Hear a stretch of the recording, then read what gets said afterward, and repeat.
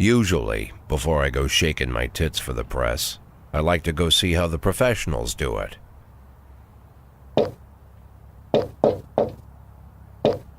Some might say the chief of police has no business in an institution like this, but in fact it's the quietest and safest place in town.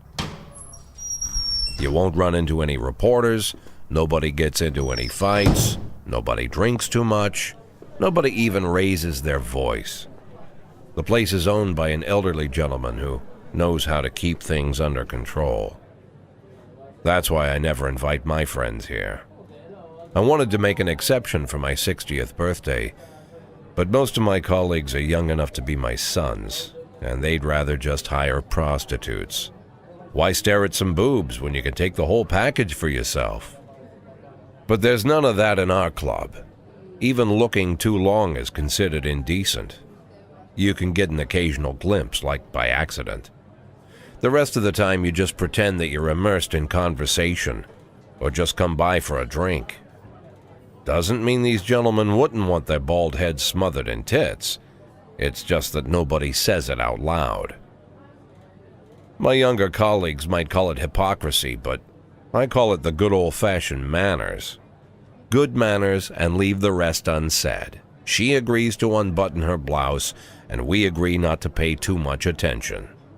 The girls are on a quiet prowl, too. They're looking for a way out of their cramped rooms. Maybe make friends with some wealthy patron with a pacemaker and dentures. Everybody wants something. But we have to control ourselves, or we'll all turn into libertines and prostitutes. Hell, if there weren't any rules, I'd be belching and farting, jumping up on the table, arms held high, yelling, "Shake it, baby!"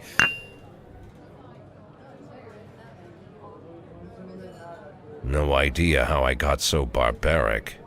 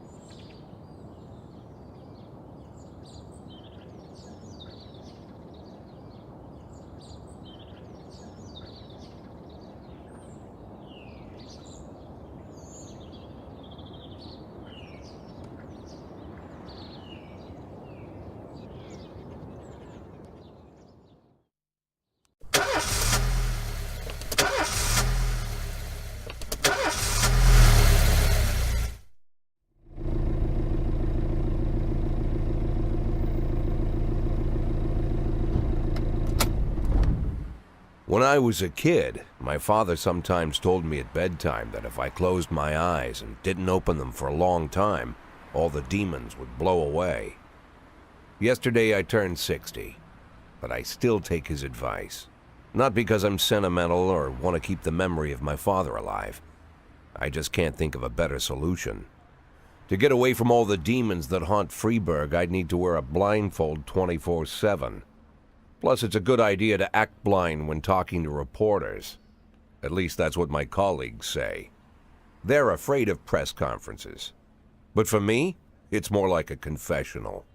No matter what lies you tell, you're privately thinking the honest answers. It helps me remember who I am. The fact that I'll be reading all about it in the papers tomorrow is a small price to pay.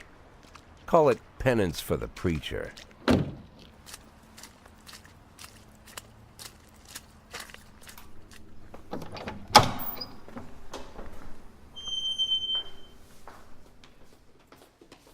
This is the first time I'm afraid of those answers my mind has given me. Not because I'm mad I'm losing my job. Though it's true, I'm mad as hell.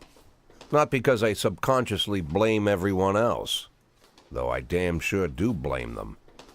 And don't even ask me what my next move is. I can't imagine. But even that doesn't scare me. The worst thing is, I know I'm gonna have to do something. I'll be damned if I know how far I'll go. I may have a lot of vices, but predictability isn't one of them.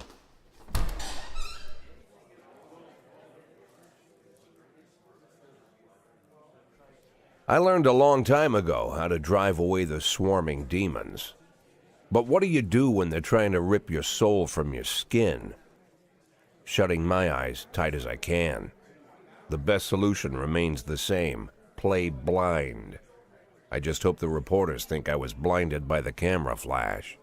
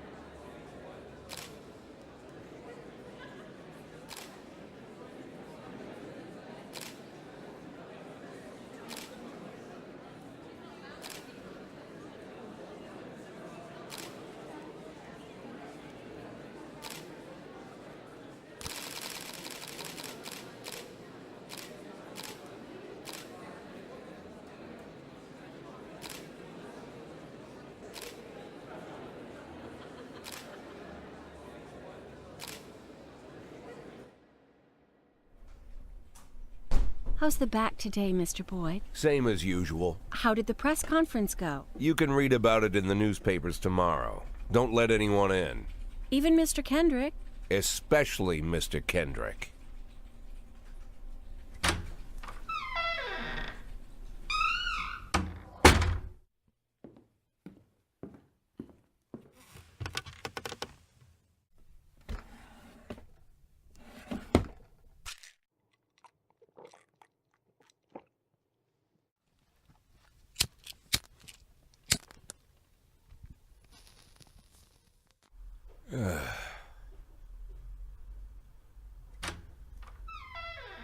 As soon as I heard the door creak, I knew what face I'd see.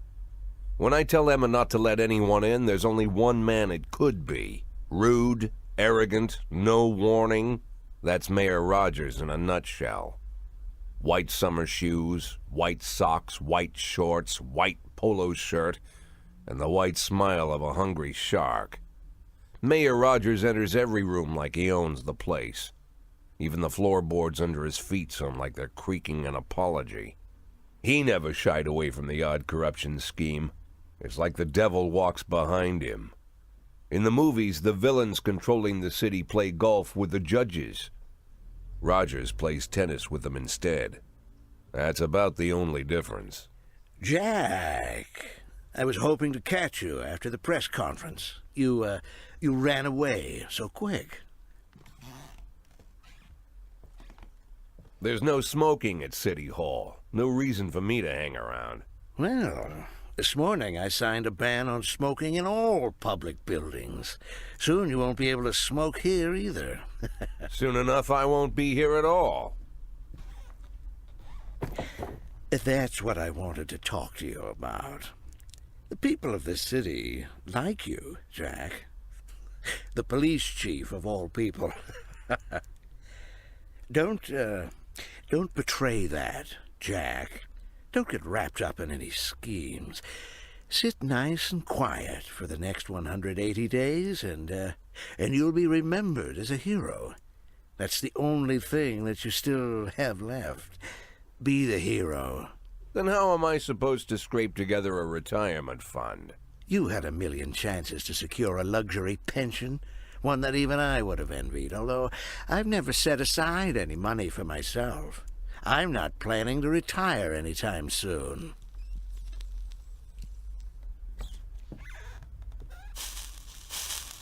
"180 days of quiet, Jack. That's all I need.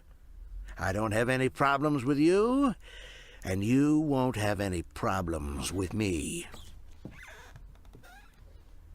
I have a new assistant, Troy Starr. If you have something to tell me, call him. But try not to bother him. He's a busy man." I'll do my best. "And quit smoking at the office. One of my friends will be using it soon."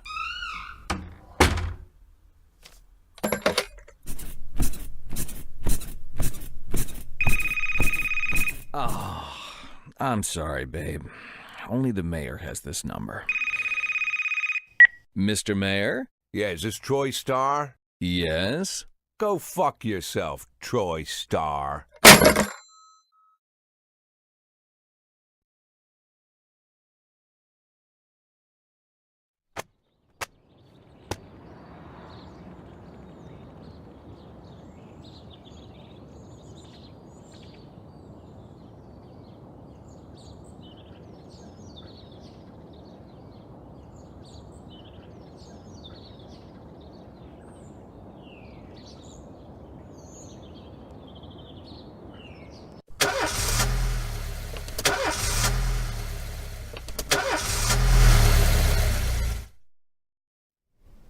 Cops don't use the police station cafeteria anymore.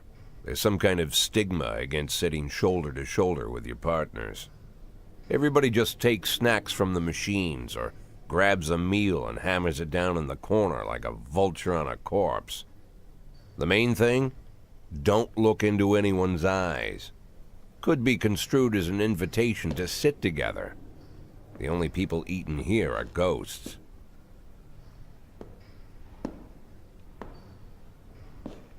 My deputy, Francis Kendrick, he recently became one of those ghosts, the subject of one of the most devastating corruption scandals in the history of Freeburg.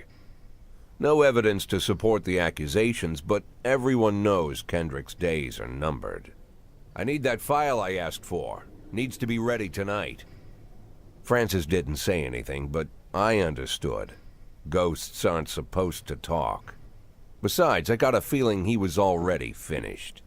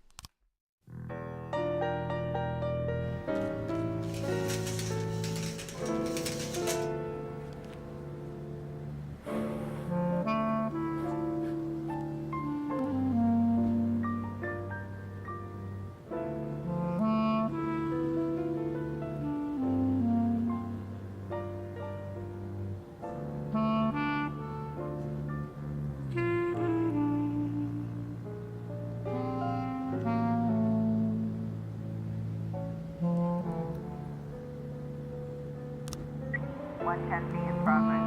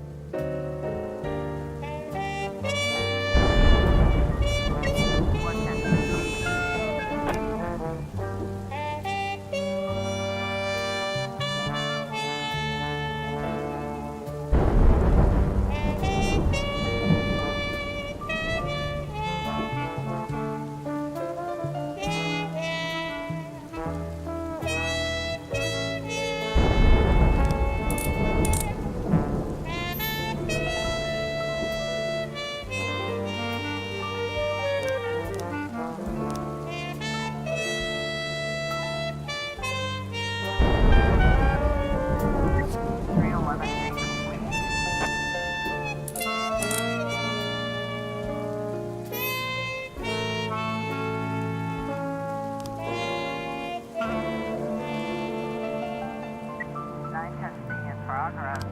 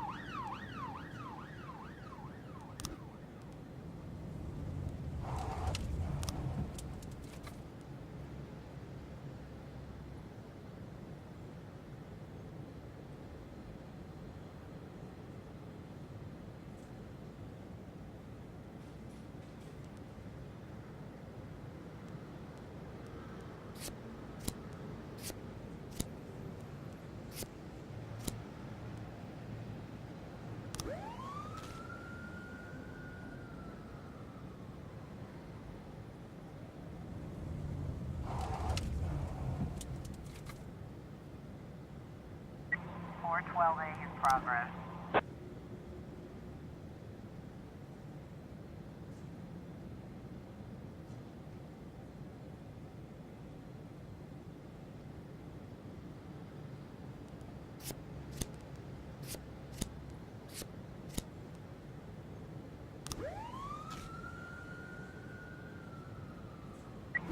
got a situation here.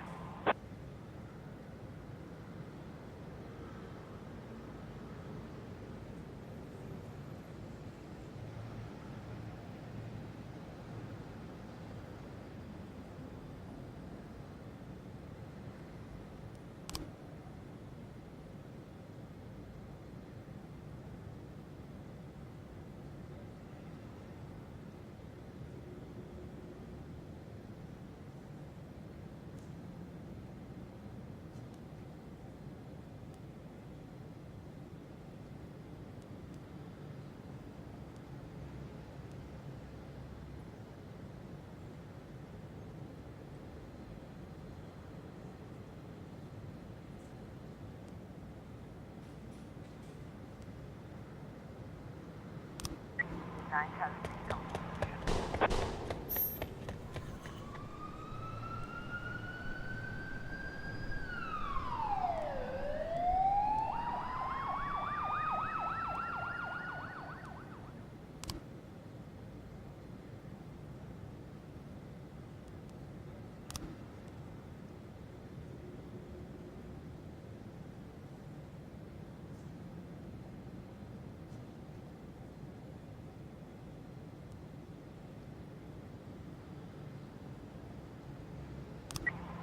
A complete.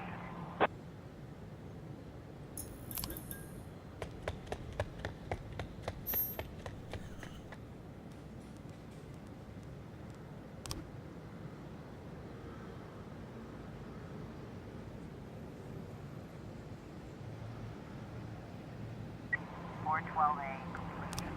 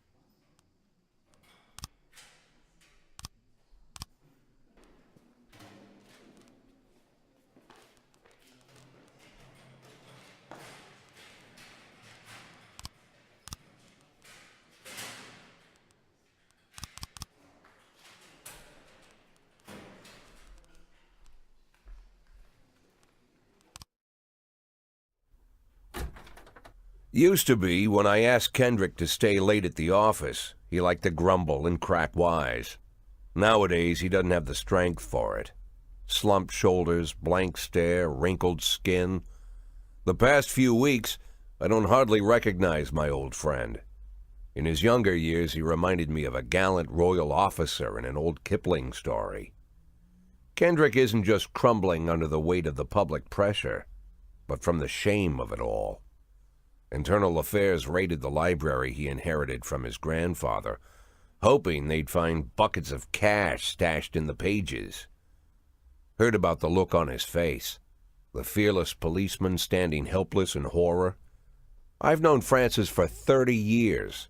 The past 20 years he's played loose with the law. And I know that at a certain point every stolen dollar brings more misery than anything else. Probably sounds crazy, but I sympathize with the guy. What can I do? Your friends are your friends, and these are the waters we swim in.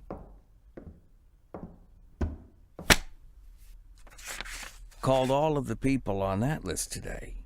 Now they know you're in business, so you could get a call from any of them. You don't need to worry about any of them. I've cleared them all. And what kind of business are we talking here? It's nothing too serious, just like you asked. Should be just a few small favors. Payments will vary depending on the situation and who you're dealing with. How much are you looking to earn? $500,000. $500,000? Why not a whole million? Because everybody wants to take $1 million. Figured I'd try something different. $500,000 in 180 days?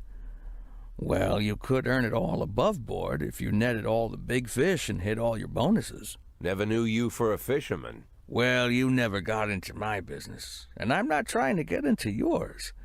But be careful about bringing in any other cops. Sooner or later, they'll put the finger on you. And one more thing, Jack. I remember what you said, but I should probably add one more name to that list. Christopher Sand. Sand. Christopher G. Sand. Everyone knows the name, but few could tell you who he is. The old man stays away from the spotlight. Always wears old-fashioned jeans and knitted sweaters. Gives to charity. Rarely attends social events. An avid hunter, I hear. Even dabbles in poetry. You'd never guess he's the head of the oldest and most powerful gang in the city. Goes back as far as his great-grandfather. And Sand is strict about following the old rules. He rarely involves himself in commonplace murders and robberies. Hardly needs to intimidate anyone to get his point across. The people who work for him each have their sphere.